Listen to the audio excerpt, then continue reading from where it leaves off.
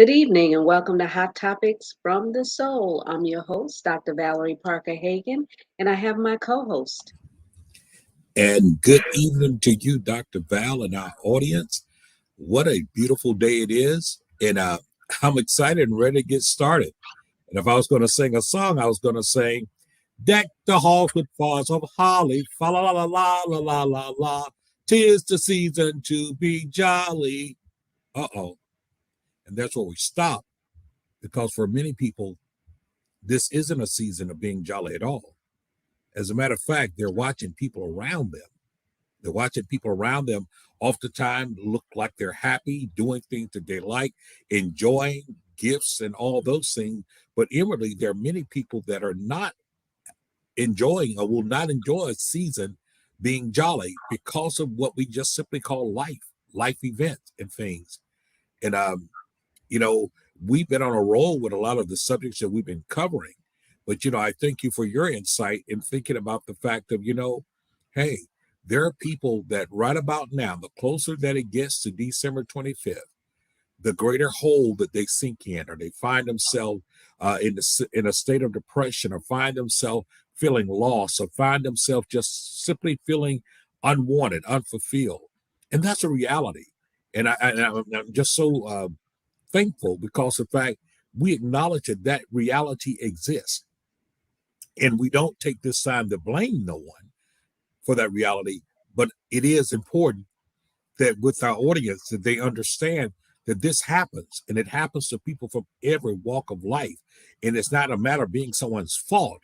It's a matter of, what do we do now to address it? How do we even admit that it's there? How do we identify it?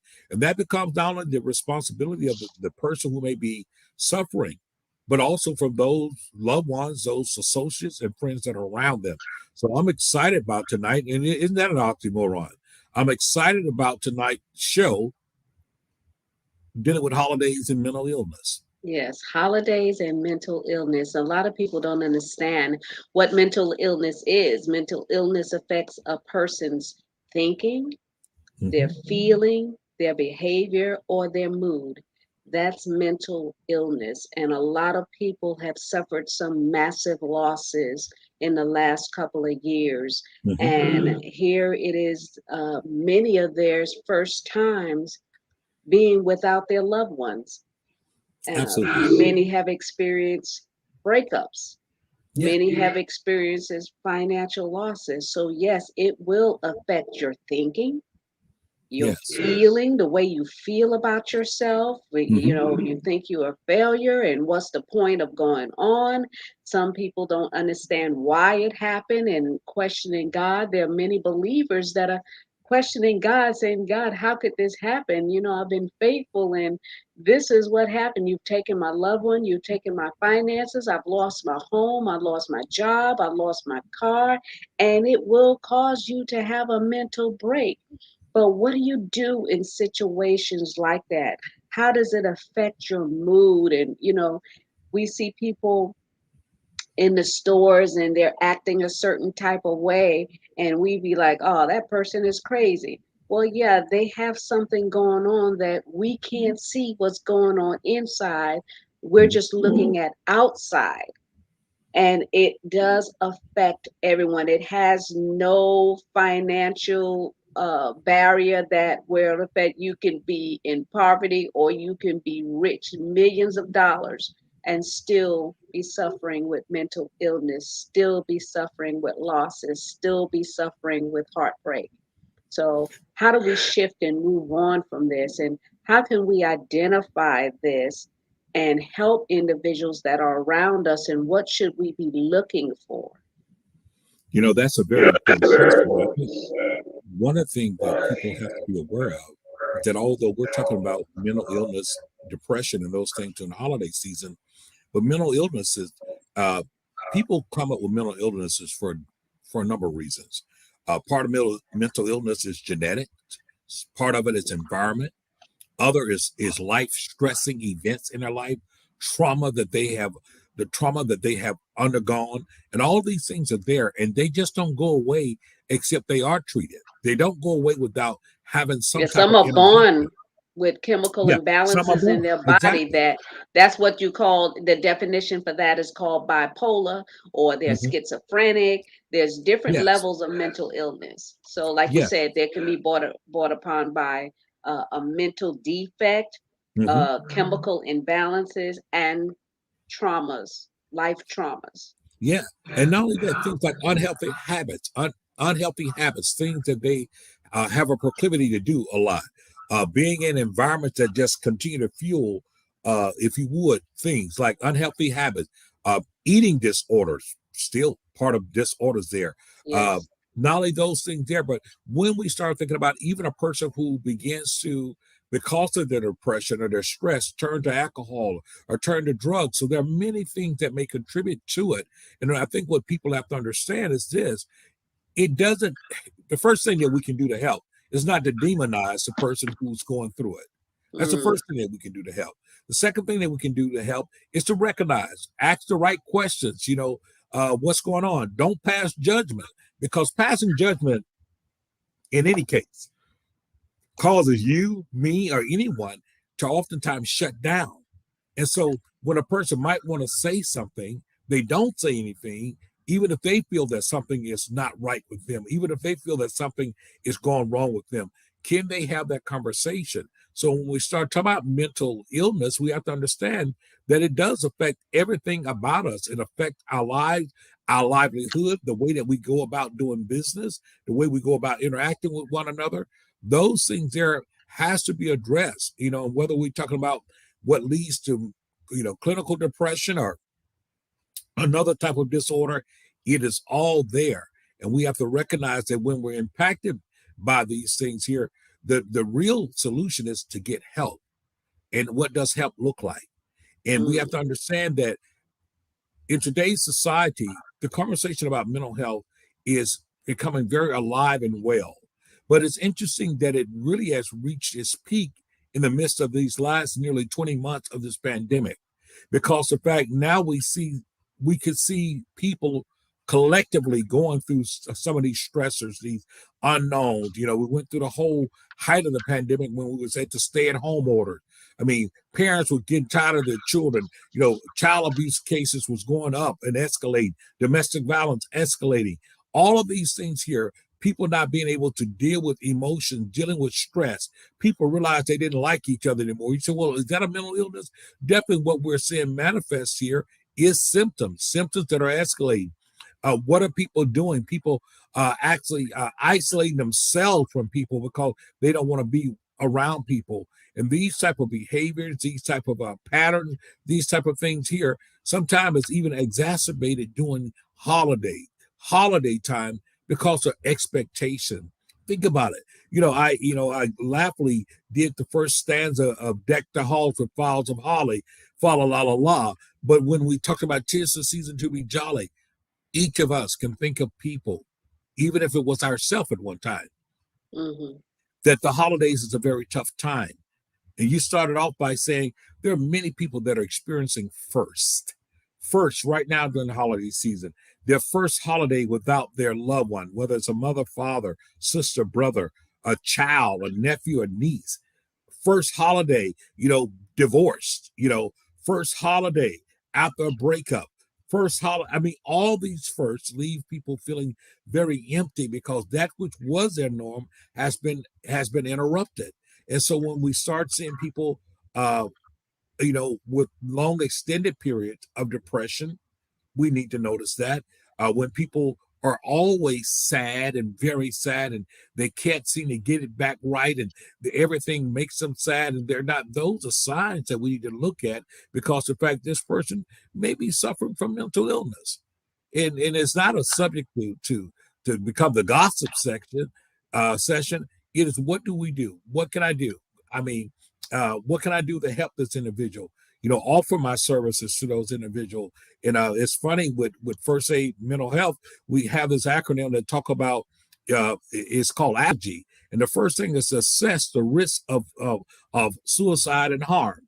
Is this person at a place where they will harm themselves, or would they, hurt themselves or hurt someone else? And that's And you know important. the myth with that, Dr. J, is you're talking about someone harming themselves is that sometimes you really don't know.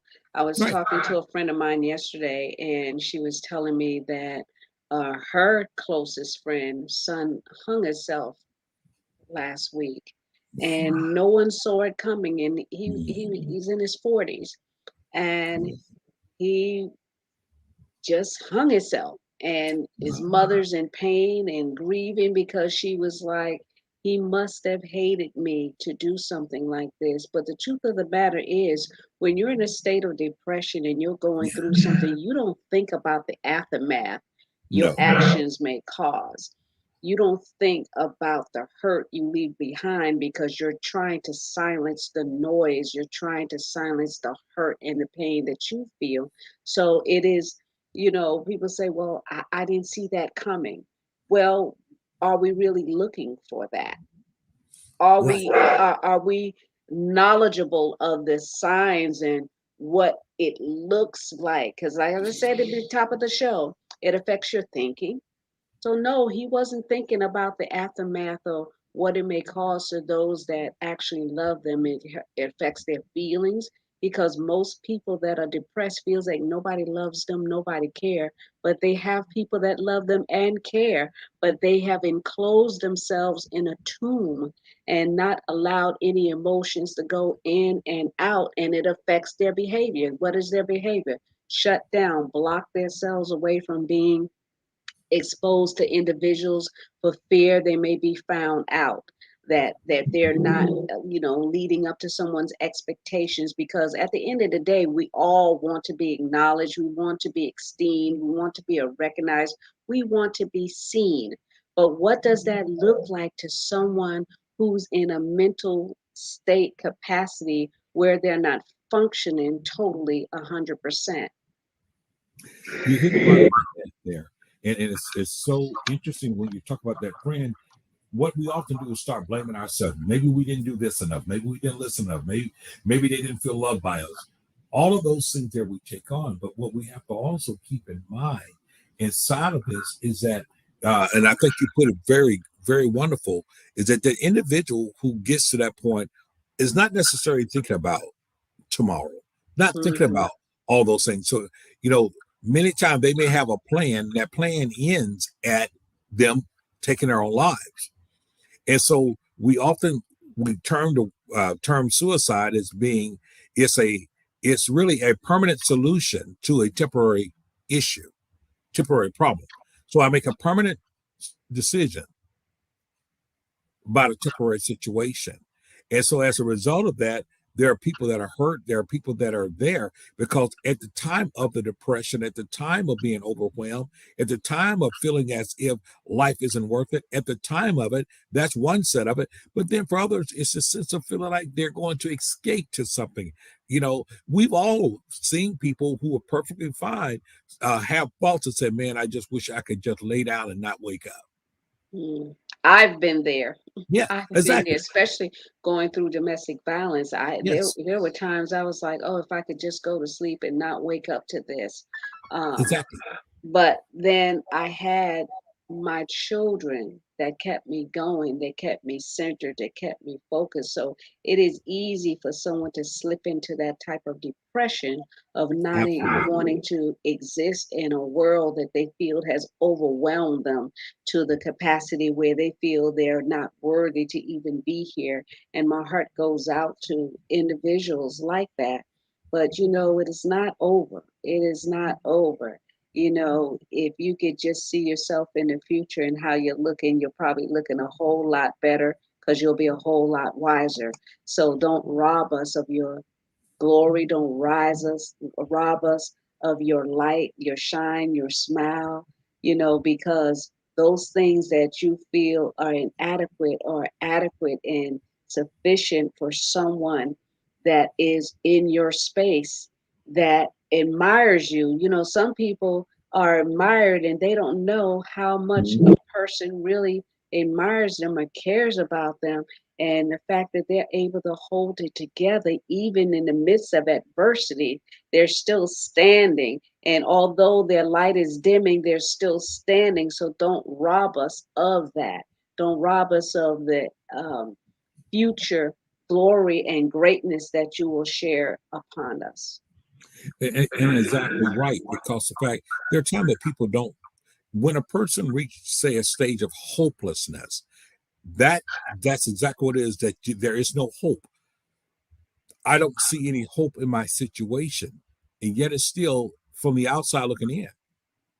There are people who might see you as being resilient, as being strong, recognize that wow, he's gone through a lot of things, Hmm. and he's still standing. Man, she's gone through that, but they continue to bounce back. And that's the outside conversation. Your internal conversation is saying to you, I'm tired of failing. I'm tired of going through this. I'm tired of, watch this, feeling judged. Now, we didn't say that you were being judged because our self talk is so much. And so self talk has a whole lot to do with people who are going through mental illness and mental depression as well. Because the fact it's not really the outside voices that necessarily causes a person to go into those type of depression. It is the inside voice. That boogeyman Yeah. Mhm. inside, you The know. boogeyman that continues to rehearse things, the boogeyman that continues to talk about what you don't have, or what you lost, or what was done to you, or what you did not achieve. And see, here's another Christmas, another holiday, and you don't have nobody, you know, all the time. Nobody wants you. Look at you. Everybody got somebody but you. And that is a rehearsed conversation. Yeah, I Now, hate that song. What the lonely do at Christmas? I hated when that song came on, and yeah, because it feeds that type of emotion. yes, it does. Like, what would a lonely do? And I mean, and you just like, oh yeah, I'm by myself again. I guess me and my kids. I guess I have to glory. But so it's like you said, the world feeds into your psyche and causes you to react a certain way. And especially during the holidays, you know, men are under extreme amount of pressure. You being a man, I'm sure, Right. as a father, and finances weren't coming in, and wanting to be that Mhm. hero for your children. So maybe you can speak on that and enlighten some of the guys of the things that you did in order to stand. Well, it's interesting because it is a journey. And what I recognized about myself over the years is that the older that my kids got, I really feel like some of that weight kind of lifted. Because now as adults, listen, it's almost like saying, no, no, we're not playing that game. You know that I love you. My expression of love to you is year long inside of Yes. that. And so as men, I think we cannot allow ourselves to be defined in our self-worth defined by a holiday. I refuse to allow one day to define who I am Mhm. these other 364 days of the year. So if I'm Yes. suffering financially, why do I need to put myself in this depression, in this hole, simply because of the fact I'm trying to meet an expectation of a particular day, of a particular day? And so as men, we have to understand that if we work on being our best and doing what we can throughout the year, then this pressure I got to measure up on this particular day does not have the same weight, and it shouldn't have the same weight. By the same token, being men that want to be responsible, that want to bring joy, we have to begin to understand something. We have to become thrifty. Yes, it's all right to become thrifty. It might not be cool, but you know what? If I'm going to have goals, I need to become thrifty at what I do inside of it. And if you're going to judge me based upon the fact that what you received was not what you wanted, then you have to ask yourself the question: do any of us always get what we want? Mm. Do any of us always get what we're deserving of? But do we allow that to make us feel any less of a person? So, for me, Dr. Val, it's a little different. I say this in my in Gary Smalley's book about the five love languages, and he talks about those.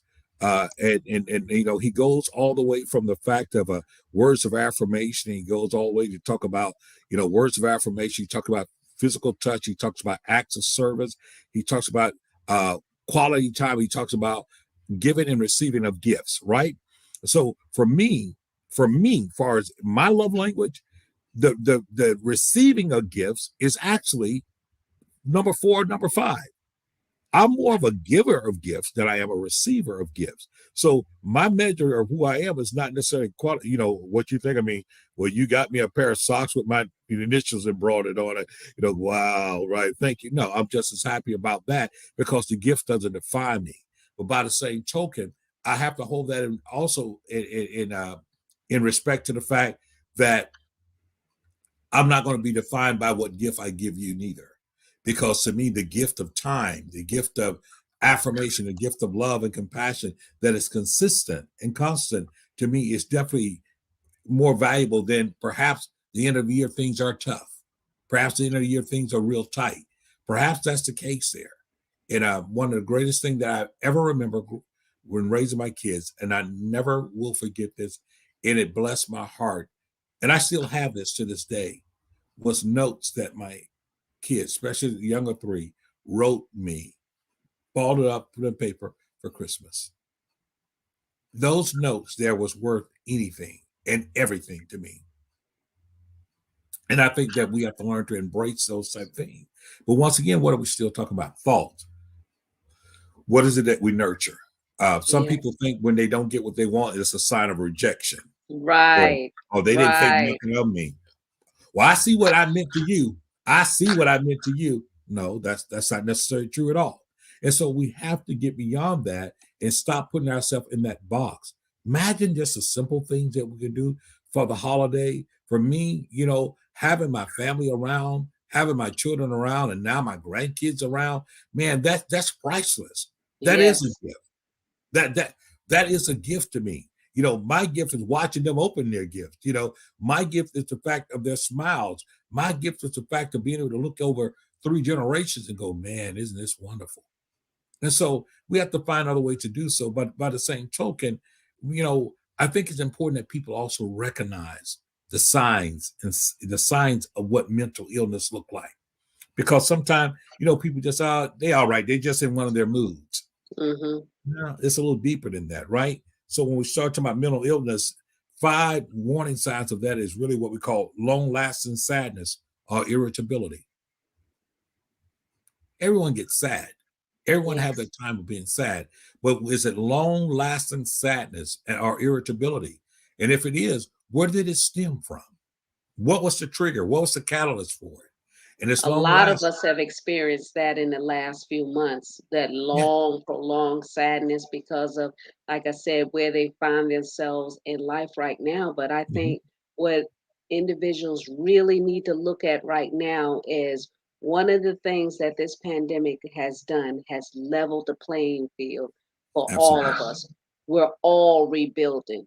I don't Mhm. care how much money you had, you don't have it anymore. So No. everybody's trying to claw their way back and get their footing back. So it has leveled the playing field. So no one should feel inadequate of the things they don't have because we've all suffered losses, physical losses, like I said, financial.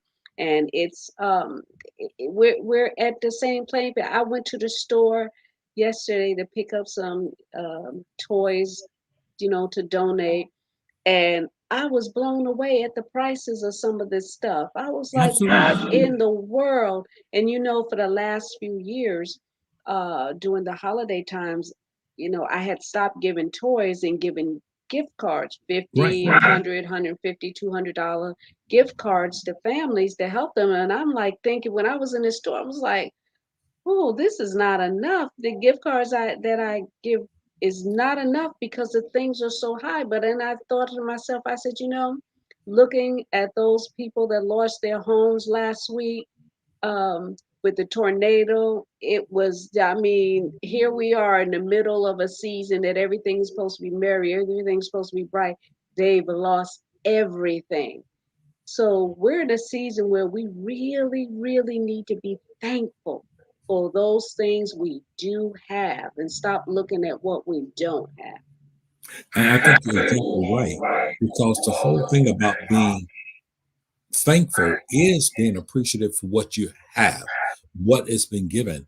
The whole thing about being unthankful is oftentimes we're so busy complaining about what we don't have and we don't celebrate that which we do have. And so that's oftentimes fueled by what I call false propaganda. One of the dangers of social media is that people can become whoever they want you to believe that they are. Mhm. And so they put the right pictures up, they show you the right thing, and it looks great. I'm not indicting people who does that, but it's so important that you, the individual that may be watching it, don't go measuring yourself based upon what you're seeing someone else do. I Mhm. said to one person, I said, "Did you realize that footage was from 2 years ago?" That's not their situation now. And so we have to understand when we see those type of things there that we don't nurture those type of things. The other thing that we have to understand is the fact that one of the signs of mental illnesses is when we see extremely very high and very low mood swings.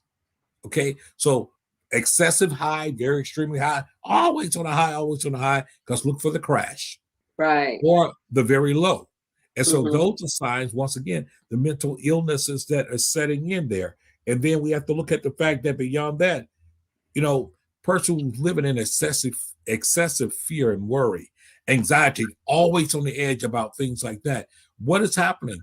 Mind has been overworked. It's been overworked. They're being preoccupied. They're being flooded with thoughts. Oftentimes, thoughts that leads to fear. Thoughts that leads to I can't. Thoughts that leads to I don't know if I can do that. So those thoughts there are generally excessive, and people start acting out, and we start seeing things happen. And the thing that we cannot afford to do is just walk by like nothing is happening. These are the time that you want to seek help. These are the time that you want to have someone to talk to, a therapist, some type of session, therapeutic session, and for all of our spiritual, religious colleagues and things. I'm not saying don't come to you, don't come to us, but if we're not equipped to deal with it, then we need to find some way to do so. I've Yeah. discovered there are a lot of people that are good preachers, but they don't make good counselors. Right. They I'm don't so they glad you brought that up, Dr. J, Yes. because Mhm. you know, if if the pastors and leadership was all that, we wouldn't have a lot of things going on that are going on in the homes. And I think that especially in the Christian community, they demonize getting counseling. Yeah. They are like, ain't nothing wrong with you. They want to pray and fast it out, but some things you need special individuals, special doctors that deal with mental health to deal with these situations and things. Some things you just cannot pray out. When a Mhm. child is born artistically, you kind of know something is wrong during that first year of their growth and Mhm. things, and then the more they mature and grow, you take them to a specialist and you find out that they're artistic and you can Mhm. deal with that. Other times, individuals don't know something is mentally challenging a child until they're about 14. And then when they're 24, it's Mhm. escalated because they didn't see it while they were maturing during Mhm. those adolescent years. And now they're adults and then they can't cope with life. And that's why you have so many teens that are drinking and smoking. They're trying to drown out the noises.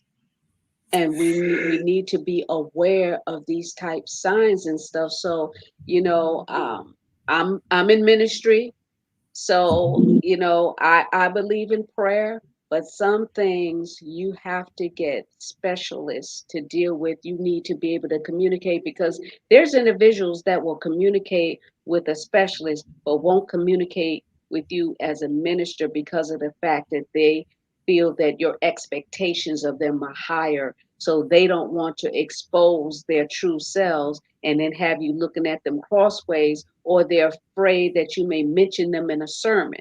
So they're not going to unleash, unzip that cloak and show you their authentic self because of the fact that they don't want to be hurt further or exposed when they're trying to get help.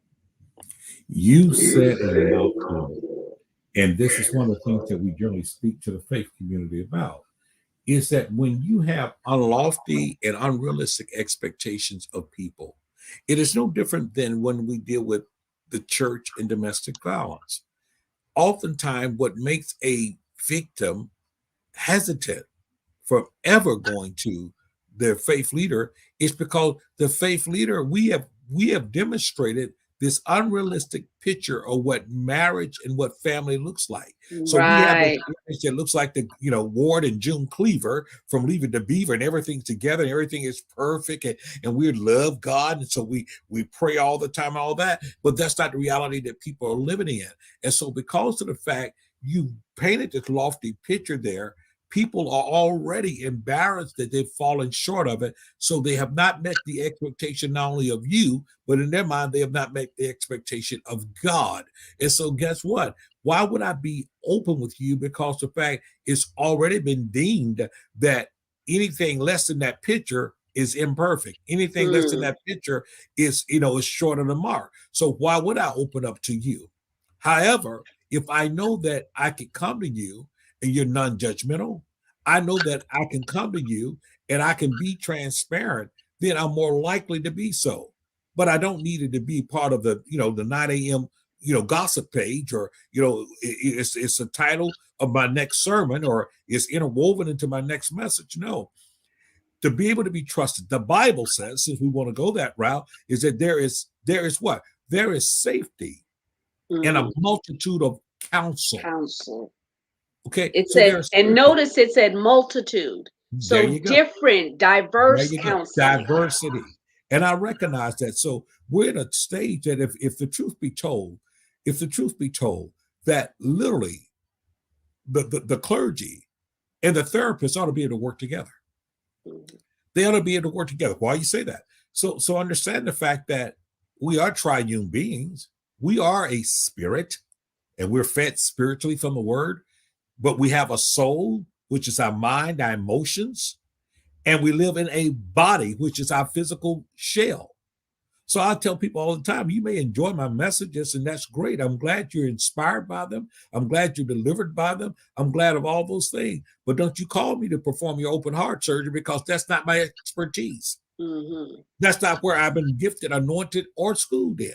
And so Right. I have a respect of the fact that, listen, you come telling me that you have heart issues and you got all these things going in large heart. I'm not going to tell you I'm not going to tell you, well, listen, forget about what the doctor said and stuff like that. I'm just going to pray that your heart, I'm going to pray and I'm going to believe. Yes, I am. But I'm not going to tell you, number one, stop taking medication. Number two, I'm not going to tell you that, to disregard what's being said, because I don't have the expertise to do so. I don't. So why put your physical life in danger? Because I'm just I'm just so full of myself, or I feel that I have to be the person who's the authority in every area of your life. No, I'm not. And I give the perfect example, Dr. Val. Think about this. Luke was a physician, and yet still he was one of the disciples. Nowhere did Jesus look at him and said, Luke, your days are over. We don't need you. Watch me work. Watch me work. Yeah. No, because there would still be a need. And then he reemphasized it by saying, listen, he said, it's not those that are well that need a physician, it is those that are sick. Notice he didn't say it's not those that are well that need a physician, but those that are sick just need me. No, because there's a place for that. And we need to understand that with mental health is a real issue. It needs treatment at times. All treatment is not necessarily where you got to have psychotropic drugs. It's not always that, but sometimes it's the right therapeutic plan. Sometimes it's the right intervention. It's sometimes we have this thing that we call trauma informed care. Now that sounds like a lot of a lot of big words, but understand we live a life filled with trauma in our neighborhoods. I just spoke with someone earlier today, and although I had heard on the news last week that a 16-year-old young girl was killed by a stray bullet in the midst of other folks' shenanigans and foolishness, and this was her great niece. I just discovered, although I heard the news, I found tonight that that was her great niece that was killed inside of that. That impact has impacted not only her family, her classmates at Palm Beach Lakes High School. It's impacted everyone that knew her. We're talking about trauma. We're talking about Mhm. those type of life-stressing events that is totally out of our norm, that threatens our sense of reality. And so what do we say to that? It exists. We have to address it. And when people live years and years with uninformed trauma or unaddressed trauma, that stuff just continue to pile up, and we see it play itself out. And sometimes it's played out in very, if you would, in very dangerous ways, very unedifying ways, very unhealthy ways. And we have to be willing to deal with that. But what we can do, we can listen, we can embrace, we can love, we can offer support, and we can refer. I tell people all the time, listen, no one is asking you to be, no one is asking you to be the expert in everything, but at least we ought to be a good referral agent, a good, triage nurse, assess the situation and refer. The bottom line is we need to ask for help and keep asking until we get it. Just because we go to one psych therapist Right. or psychiatrist to help us to transition, rather it Mm-hmm. be with drugs or counseling, that if we're not satisfied with the results, we can go to someone else. You don't have to stick to that person Absolutely. because it's that person's opinion. Just like a medical doctor, they're Mm-hmm. giving you medication based on what they think you should Mm-hmm. have, but your body is different. Everybody's body is different and it reacts to different medications in a different way. So it's the same thing when you're trying to get mental health help. And, growing up, when you hear about somebody crazy, you would see on television where they'd have the thing like um, Herman the Monster, where they had those bolts on your head and they think Yes. of putting the hat on your head and they electrocuting you, Yeah. shocking Yes. you back into places. Yeah, it used to happen a lot. They used to, the Creedmoor Hospital there in New York, mental health thing. It's Yeah. like, okay, they get ready to go to Creedmoor. They Yeah. acted up. It's like they all took everybody and put them in a box. But because we've been enlightened to the different capacities of mental illness and the different departments to separate people and not put them all in a box, it is greater health, better health. And if you're prescribed medications, one of the things I know about individuals that are on medications for mental illness is the first thing they say is, I don't like the way it makes me feel. I'm not going to take it because it makes me feel loopy.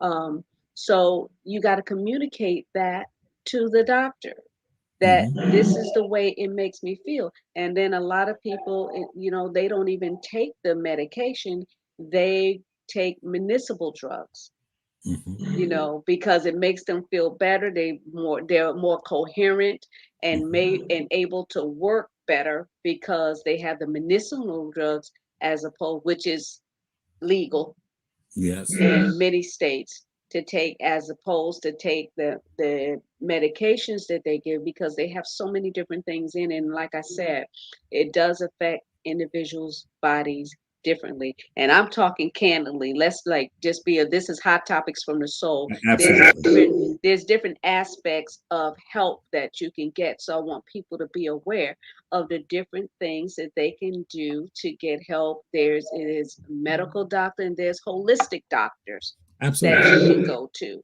Just like there's an array of different ministers and pastors that you can go Exactly. to for help. So there's help out there, and I want individuals to seek after it. There is a national mental illness hotline that is 1-800-950-6264. That's 1-800-950-6264. It's 24 hours. If you feel that you're getting ready to have a psychotic break and you just can't hold it together, or you want to talk to somebody anonymously, call that number and they will direct you where you should go. But don't keep things bottled up inside of you. Don't allow yourself to be isolated, because isolation is so dangerous. And that boogeyman, that inner me inside, that enemy, it will always tell you that you're less than what you are, but you are not. You're greater than you even imagine you could be. Just give yourself the opportunity to prove. You know how many people have fallen and failed their way and then wind up building mega businesses and you know financial empires and finding that love of their life because they kept it together. They kept focused, regardless of what it looked like, regardless of what they were feeling at the time. They kept it moving. And that's what I'm encouraging you to do tonight. If you're in a place where you feel that you can't pull it together, there is an 800 hotline that you can call, which is 800-950-6264. And you reach out for help and don't stop until you get it. You have the power to change your life for the better. Don't check out. You're exactly right now, because the fact, once again, that 24-hour hotline, you're talking to a stranger, the person you don't know. You don't have to put on a facade. Right, You don't have to live up. You don't have to live up to an image, whether or not it's an image you built or an image that was built as a result of what you do. But what we do know is that if you don't get help, the image that you think you have will shatter. Because at the end of the day, the weight of what you're carrying, oftentimes is too great for any one person. And so you need to understand being able to reach out to get help. That doesn't make you weak. That actually makes you strong. You are strong enough to be cognizant enough to recognize that I'm not myself. This is right, overwhelming. This here is crushing me. These repetitive thoughts are continuously torturing me. I'm going to get help. Help is something good that we all need, because at the end of the day, we don't want to forfeit the ultimate, meaning what our future is, for the immediate. And the immediate situation you're facing, the immediate shortage that you're going through, the immediate pain that you're going through. You know, it's interesting because we have to understand things are really temporal in our life. There's nothing that is permanent. hmm Seasons change. Seasons change. I mean, leaves change on the trees. Things change. So we understand that change in of itself is inevitable. I've got to be in a place to be able to be ready simply to make the shift and weather the changes that are happening in my life. And when I cannot do that in and of myself, then I do need to reach for help. I do need support. And I say to people, do not stigmatize people that are going through mental illnesses. hmm The truth be told, all of us at some point or All another of are us. overwhelmed with mental challenges that is there. Yes. Everybody don't end up on medication, and then there are those who end up on medication that are not on it permanently. And so there are things that has to be treated. But to go in silent and to ignore it as if it doesn't exist, you've guaranteed yourself an appointment that you will, because you need the intervention, you need the things there. Brain chemistry has a lot to do with a lot of things. So when we take it on ourselves personally, as if we did something to cause ourselves to have mental illness, not Right, necessarily. So once again, genetics, you had nothing to do with that. It has nothing to do with that. We start talking about how these things play themselves out. But what I will say to you is this, is that we owe it to one another. I owe it to you to give you a soft place to land. I owe it to you to say, look here, yeah, you can talk to me. I've had a person say, now I'm going to sound crazy, but don't judge me. I can appreciate that. Although I don't prefer them using the word crazy, but I know hmm what they're saying is that I'm going to sound like I'm all over the place, but hear me out. And you know why they're all over the place? Because they're all over the place. They're all over the place in their thought process. hmm They're all over the place in trying to access the experience that they've just had. They're all over the place trying to access the events that have happened in their lives. And so there are many reasons why we may go into depression. We can look at a very limited part of our lives, and we can magnify it. And we start using terms like, man, I can't do nothing right. Or things always go so bad for me. Ah, man, look like everybody can get it right but me. Those are self-talk that we continue to we keep undergirding it, we keep enforcing it, we keep nurturing it. And I often say, whatever we nurture, that's what grows. If we hmm nurture negativity, it grows. Now, anything that grows will eventually produce a fruit to it. So when you start talking about frustration and anxiety, you start talking about mood swings, you start talking about things that may lead to other things like eating disorders. Yeah, a lot of individuals they eat and that's why they're overweight.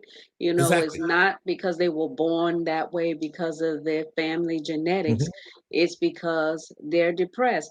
I remember Dr. J when my children were young that I went through such a depression because I was in the midst of domestic violence and I was Hmm. mentally abused as well as physically day in Hmm. and day out and I just couldn't pull myself together. And then finally, one day I woke up and I began to have panic attacks. Anytime I went outside the door or I was taking the kids to school and stuff, I would just be shaking, just be Yeah, shaking. I would have anxiety attacks. I mean, the all of this going on. I was just, exactly. and when I looked around, it was like everything was caving in on me. And by time I got back to the house, I was drenched. It was as though I was caught in the rain. That Yes, panic attack was so great and so massive. And then I went to the doctor about it, and they were like, "Well, they put me on some Xanax." And I took this and they gave me a strength and I took it and it would make me feel like loopy, sleepy all the time. I have 4 kids. I couldn't and you didn't afford have time to sleep. I couldn't afford to be like loopy and not be able to tend to their needs. They called me, they're like, Mom, and I'm like I was like really on drugs. So I took it upon myself to break it in half and then I took it and then I started praying and reading God's word and asking God to help me get through this process because I knew it was unnatural. I knew it was unnatural. And even when I was going through the domestic violence, I didn't understand what I was going through because I never experienced or saw it, so I didn't know what it was. Exactly. So that anxiety impaled on that and I wind up having it. It lasted for about 3 months. I went through that situation until God gave me a breakthrough. But I'm saying this to say that it can happen to any one of us. Anybody can experience a mental illness or go into a mental breakdown because of life. Life has taken a beating on many of us, but as I said, you can pull yourself up out of it, but you have to allow God to help you. You can't do it by yourself. And there are people that are qualified to help you come out of Absolutely. it physically, but you have to be transparent and say what's on your heart and say what's in your mind because a lot of times where the battlefield is in the mind. Exactly. The battlefield is in the mind. I kept saying, "Oh, the world is caving in, and I'm not going outside." And there are people that are stuck in that place for years where they don't go outside, and they wind up having these eating disorders and gaining all this life, this weight, and wind up being on TV talking about my 600-pound life is because Exactly. life caved in, and there was nobody to pull them out, and they didn't even know how to get out. You said some very important things there because when we look at being kind of stuck in that type of rut mentally, we rehearse it, and then that abnormality becomes our norm. But what we have to understand, and that's a perfect example, when the mind is weighed down, the body will react. Yes. When the mind is weighed down and is stressed like that, the body will react. We will start feeling it. Our body will start adapting to it. We started taking in things. Our body started exemplifying certain symptoms and things like that. And then sometime we find out that it begins when we start having psychosomatic type of events where, guess what? We are feeling it and all those things there. But when we go to a doctor, a physical doctor, they can't find what you're saying. And so Hmm. they say, well, it's psychosomatic. Well, it's happening here. And so the thing about it is this, is that we don't want you to be stigmatized by stigmas. And that's part of the reason why people remain silent, because the stigma that comes along with not feeling up to part, not Right. They'd being be like, yourself. "Oh, you know she's crazy. Did you Yeah. hear what she said? You see what she's doing?" And yeah, they put you in a box and won't allow you to get out. Yeah. But we have work to do in making sure that people are liberated, that people are not stuck inside of this box. And see, the reality is that we all experience different mood swings. We experience different time. When I'm sad, I'm sad. When I'm happy, I'm happy. You know, one of the first little songs we learned growing up in preschool was "If you're happy and you know it, clap your hand." Right, and that's what we learned. But then they told us if you're happy and you know it, then your face will surely show it. And the problem is that we often grow out of that part of it. Mm. We grow out of that part there because there are times when we get older, we learn to put a smile on this face, but yet and still we are bleeding inside. We learn to give that what I call that facade that we're okay, but in all actuality, we're not. And so there are those who will hide what they're going through. There are those who will pretend as if everything is all right when it isn't. There are those who will suffer in silence because they've told themselves, well, I shouldn't be feeling this way, or I'm not supposed to feel this way. And so here's the thing, I agree with that part. But what you are in is in denial. You're in Mm-hmm. denial. And as long as you're in denial, you cannot attend to what's going on with you. Long as you're in denial, you cannot address what you're going on. So it goes back once again to being able to change that. You can only change what you confront. And if you don't confront it, then guess what? You'll never identify it. So all these things are there, and we have to just be careful. You know, be mindful during the holiday season. Look around you. You know, think about that person. Check on your strong friends, the one that you think that are always strong and got it Mm. together. Check on them because oftentimes they are the ones that are really of just being weighed down and basically being crushed by life expectations, by perceptions, and those type things there. And if you're worth your salt, and I say this anyway, and I hope it liberates you, even the therapist needs a therapist. Yes. And most of my therapist friends have therapists. And so, as a clergy, it is no demotion or it's no slight on God that I might need to go get help, that I might need help in processing things. I might need help in doing what we call unpacking, because that's what it's really about. Do we take time to unpack things in our lives, unpack events that's happened in our life, unpack the traumas that are there? Or do we just hinge on the fact, well, I'm a Virginia child, ain't that going to stop me? I'm going to keep on going. Well, nothing Mm-hmm. stops you while you keep on going. The problem is that you will slow down at some point. And when you do slow down and all of a sudden these things come rushing in on you and you feel overwhelmed, that's where you'll encounter your biggest problem.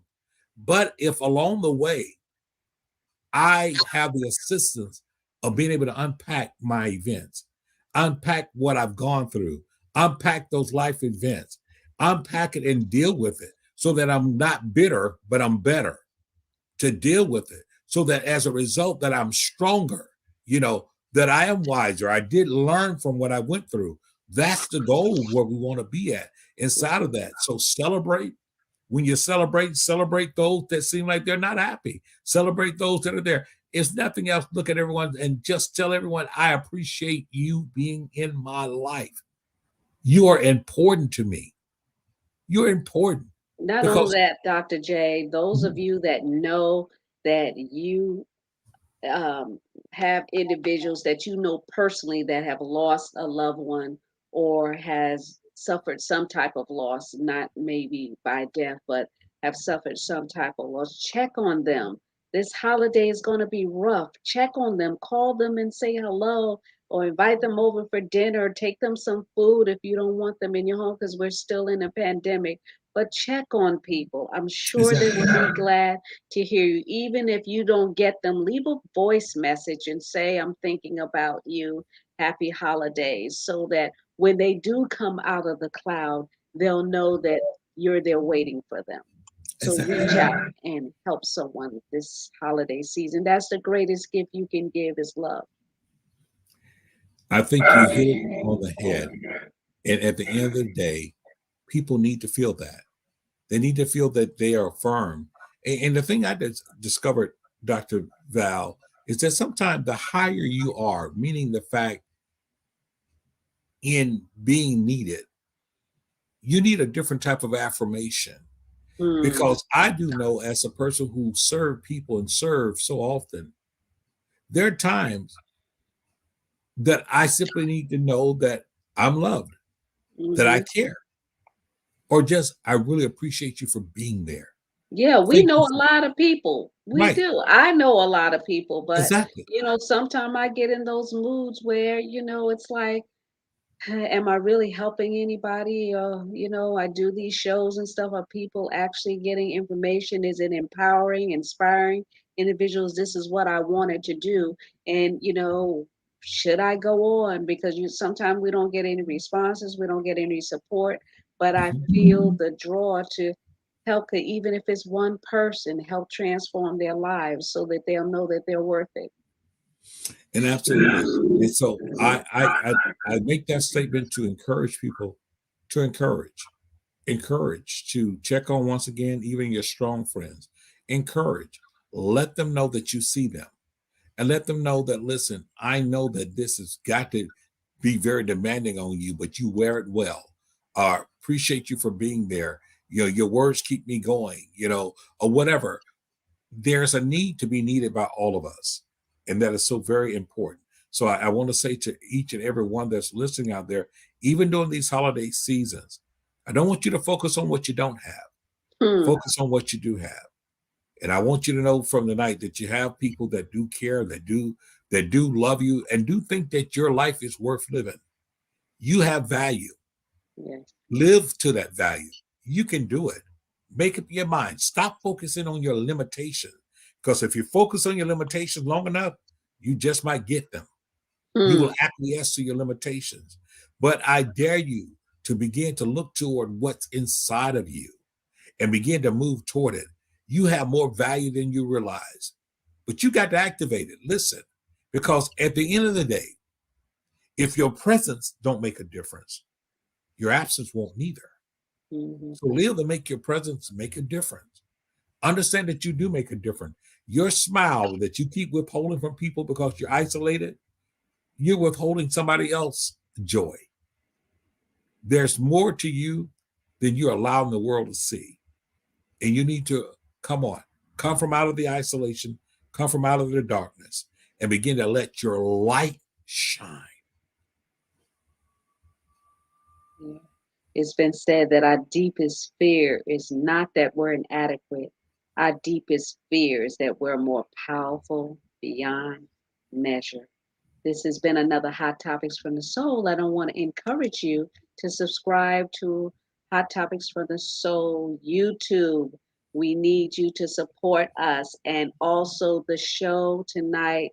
Share it on your Facebook page Absolutely. because you may not know that somebody needs this. So if you could spread the word to encourage individuals, share this on your page to empower and inspire someone through this holiday season and beyond. It's just not this time because people suffer anxiety every single day. I went through it Absolutely. a period in my life, and I'm sure other individuals are going through and don't understand what it is.